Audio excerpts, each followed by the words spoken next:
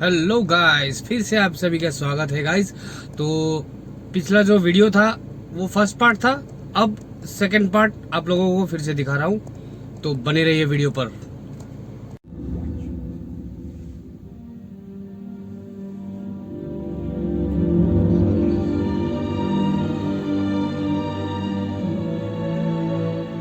तवांग का इलाका 500 से 600 ईस्वी तक मोंगपाक्टन के समर्थ शासन के अधीन हुआ करता था। खूब फला फूला था तब ये। फिर यहाँ की सरजमी पर धीरे धीरे तिब्बत और भूटान की हुकूमत काबिज हो गई। 1844 में ब्रिटिश यहाँ के हुक्मरान बन बैठे। ब्रिटिश इलाकों के बाजारीकरण में माहिर थे। तवांग का वो इलाका जो हिमछादित पहाड़ों की ओट और हरियाली पेड़ों की झुरमुट में छिपा बैठा था, उसे दुनिया के सामने जाहिर कर दिया इन ब्रिटिश हुक्मरानों ने। नतीजन इस दिल फरेब इलाके का दीदार करने हजारों की तादाद में सैलानी यहाँ बढ़ने लगे। खूबसूरत तवांग पर सिर्फ पर्यटन प्रेमियों की नजरें ही नहीं, बल्कि लोभित नजरें भी पड़ने लगी। शायद इसी वजह से ब्रिटिश प्रशासक सर हेनरी मैकमोहन ने सन 1914 में इस इलाके की 890 किलोमीटर की हदबंदी कर डाली, जिसे हम मैकमोहन लाइन के नाम से जानते हैं। शिमला अधिवेशन के त्रिगुटीय सम्मेलन में तिब्बत, ब्रिटेन और चीन जिसका हिस्सा थे, इन सभी शिरकतदारों ने भारतीय हदों को परिभाषित करती इस सीमा रेखा मैकमोहन लाइन को अपनी स्वीकृति दी। पर जाने क्यों आगे चलकर चीनियों को ये सीमा रेखा नागवार गुजरने लगी। अपनी आजादी के 3 साल बाद सन 1950 में जब भारत ने इस सीमा रेखा मैकमोहन लाइन को वैधानिक अस्तित्व दे दिया, तो साल भर पहले चीनी गणतंत्र का आजाद परचम फहराने वाला चीन और भी भड़क उठा। दोनों देशों के आपसी रिश्तों की तल्खियां समय के साथ बढ़ती रही। 60 के शुरुआती दशक में ये तल्खी अपने परवान पर उस समय आ गई जब तिब्बत के धर्मगुरु दलाई लामा अपने प्यारे वतन पर चीन के आधिपत्य को चुनौती देने की वजह से चीन की आंखों की किरकिरी बन गए और चीन के कहर से बचने के लिए उन्होंने भारत में पनाह मांगी। सदैव सत्य और न्याय का परस्तार रहा उदारमान भारत सत्य के खेमे में खड़े अपने शरणागत को कैसे निराश करता। भारत ने दलाई लामा को अपनी जमीन पर शरण दे दी। भारत ने वो किया जो न्यायोचित था, पर चीन ने भारत पर अमेरिका के साथ मिलकर उसके खिलाफ साजिश रचने का आरोप मढ़ दिया। तत्कालीन भारतीय प्रधानमंत्री जवाहरलाल नेहरू ने पंचशील समझौते की शक्ल में चीन के साथ दल के रिश्ते की तुरपाई करना चाहिए। उसी नियत से उन्होंने हिंदी चीनी भाई भाई का नारा भी बुलंद किया। चीनी प्रधानमंत्री चाओ एन लाई ने नेहरू की इस पहल को एक सकारात्मक जवाब दिया, पर वो चीन का ऊपरी स्वांग भर था।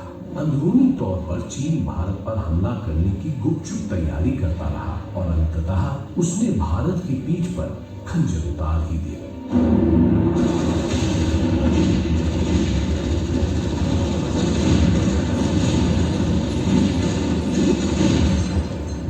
सन 1962 में चीन ने भारत पर औचक्के से आक्रमण कर दिया। भारत शांति और अहिंसा की प्रतिमूर्ति बुद्ध का भी देश था। तांडव करने वाले भीषण रौद्र रूप शिव का भी। बुद्ध के अनुगामी शांति के पैरोकार भारत ने भरसक कोशिश की कि मैत्रीपूर्ण संवाद के जरिए चीन के साथ विवाद का कोई शांतिपूर्ण हल ढूंढा जाए। पर चीन ने जब प्यार का प्रत्युत्तर छल बल से देकर भारत पर युद्ध थोप दिया, तो फिर जगह भारतीय सेना की भुजाओं में बसा भारत का रुद्र।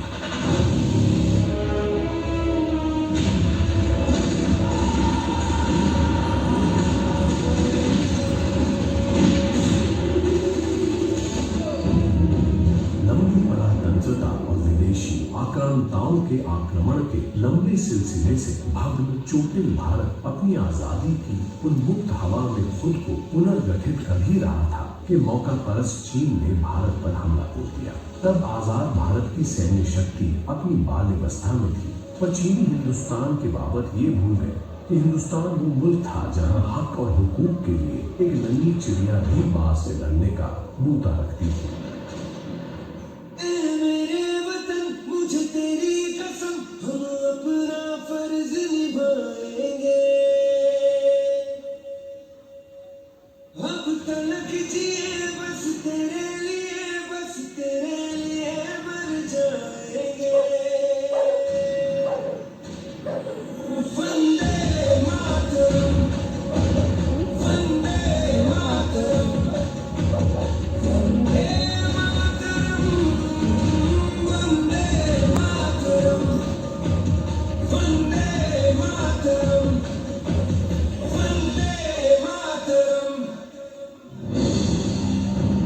बेशक चीनी फौज तादाद और असले में हिंदुस्तानी फौज से अव्वल थी, पर तारीख गवाह है कि युद्ध हथियार से भी ना ही तादाद से लड़ा जाता है।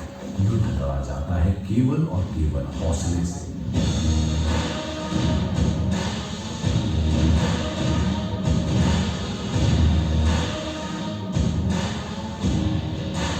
और हिंदुस्तानी सैनिकों का सीना तो हौसले का सबसे बड़ा सरनामा रहा है। ये हिंदुस्तानी वीरों का हौसला और पराक्रम ही है कि सदियों दर सदियों सैकड़ों आक्रमण झेल चुका हिंदुस्तान अब भी गर्वीली मुस्कान के साथ अशूर अविजित खड़ा है। हिंदुस्तान हिंदुस्तानियों के इसी कभी न हार मानने वाले जज्बे पर मशहूर शायर इकबाल ने क्या खूब लिखा है। यूनान, मिस्र, रूमा सब मिट गए जहां से, बाकी अभी तलक है नामो निशान हमारा। कुछ बात है कि हस्ती मिटती नहीं हमारी, सदियों रहा है दुश्मन दौरे जहां हमारा।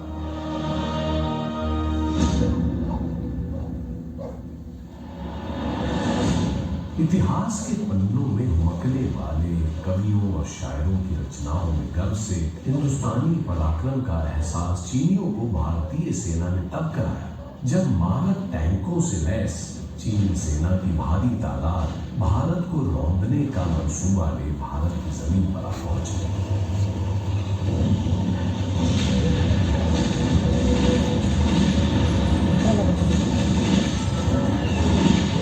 1962 के इस तांडवकारी युद्ध में भारत ने बेशक जान माल के नुकसान के लिहाज से मात खाई, पर उस युद्ध में मनोबल के मामले में, पराक्रम के प्रदर्शन के मामले में भारतीय सेनाओं ने चीन को अपना जौहर खूब दिखाया।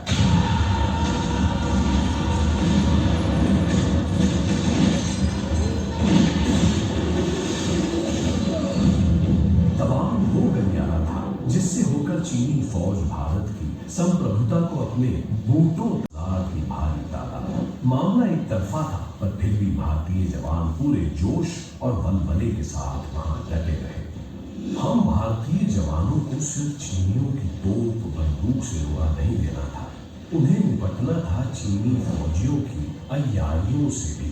और यही वीरोचित आमने सामने की लड़ाई लड़ने वाले भारतीय जवान चूक गए।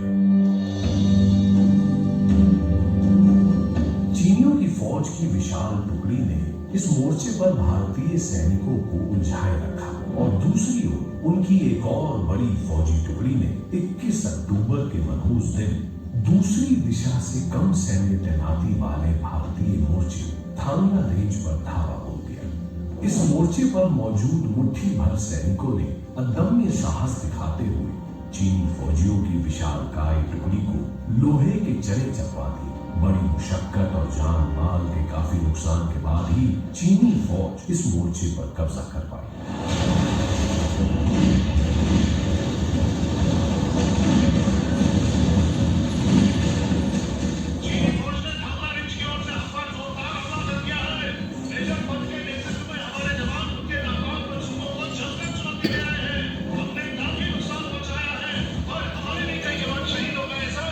जब तक गोला पास पर महावीर प्रसाद जिंदा है, इस पोस्ट पर भारतीय तिरंगा लहराता रहेगा।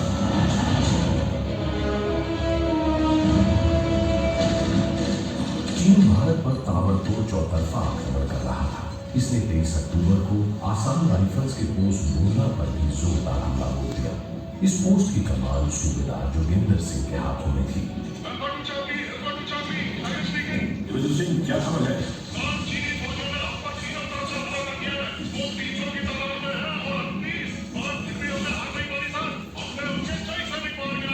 शाबाश जावा दो। तुम किसी तरह थोड़ी देर और मोर्चा संभाले रखो, हम रेनफोर्समेंट भेज रहे हैं।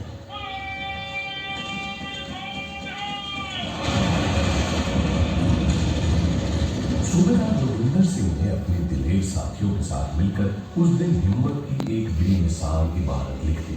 दुश्मनों से लड़ते लड़ते उनका गोला बारूद सब खत्म हो गया। बचा तो सिर्फ हार न मानने वाला हौसला। इसी हौसले के बलबूते वे अपनी प्यारी मातृभूमि के लिए मौत से निहत्थे हाथापाई करते रहे। जब तक एक भी भारतीय जवान के जिस्म में सांसें घुमकती रही, चीनी फौज उस मोर्चे पर एक कदम तक न रख पाई। ये शेर दिल अपने दुश्मनों का दिल दहलाकर जब निष्प्राण हो गए, तभी इस मोर्चे पर चीन ध्वज लहरा पाया। सूबेदार जोगिंदर सिंह को उनके अदम्य शौर्य के लिए मरणोपरांत परमवीर चक्र से नवाजा गया।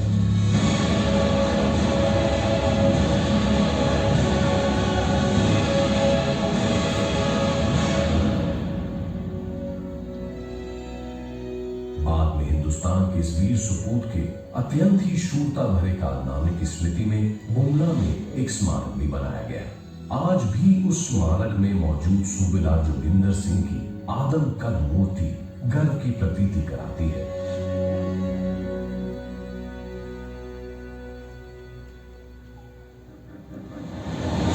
भारत का चीन से युद्ध सिर्फ युद्ध की एक कहानी मात्र नहीं, एक देश के लिए प्राणाहुति देने वाले भारतीय वीरों की आपसी होड़ की गर्वीली गाथा है, जिसे सुनकर हिंदुस्तानियों का सिर फख्र से ऊंचा हो जाता है।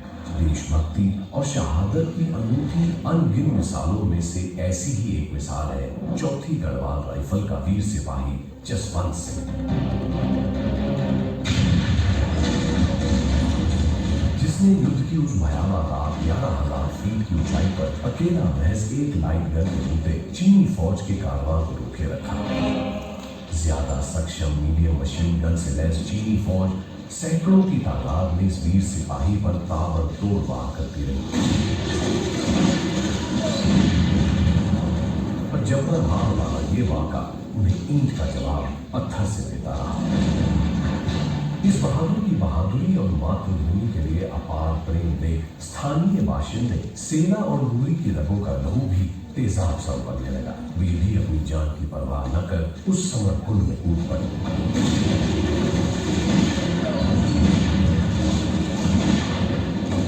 जसवंत सिंह अपनी बंदूक से एक एक कर दुश्मन को बेजान करता रहा, और जब जसवंत सिंह की गोलियां खत्म हो गईं, तो उसने निहत्थे ही चीनी फौज पर धावा बोल दिया।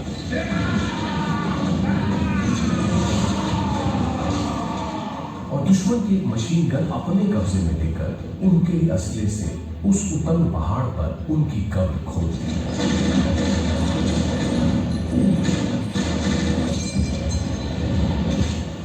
जसवंत सिंह के अदम्य साहस के आगे दुश्मन टिक न सके और 300 चीनी सैनिकों की लाश के रूप में अपनी पराजय का साक्ष्य छोड़ वे भाग गए। अपने कर्तव्य का निर्वहन करने के बाद बुरी तरह घायल जसवंत ने मृत्यु को इजाजत दी कि वो उसे अपने आगोश में ले। पराक्रम के इस विरले प्रदर्शन के लिए जसवंत सिंह को मरणोपरांत महावीर चक्र से सम्मानित किया गया। लेकर जान हथेली पर कतरा कतरा कुर्बान तुझ पर, झुकने न देंगे हम तेरा सर। लेकर जान हथेली पर कतरा कतरा कुर्बान तुझ पर, झुकने न देंगे हम तेरा सर।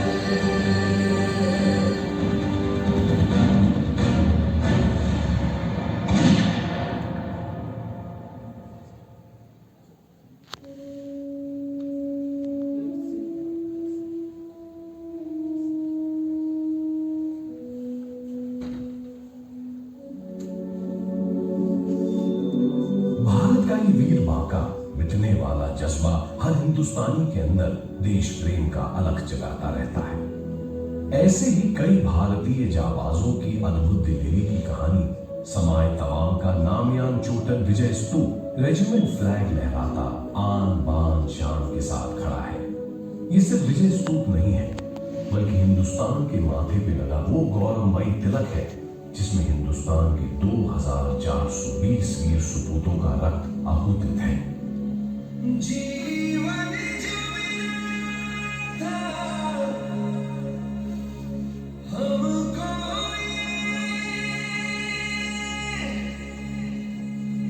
वो देश पे हमने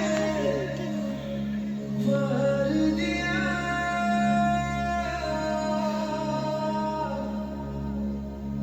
जो कर्ज था अपनी मिट्टी का, वो हमने आज उतार दिया।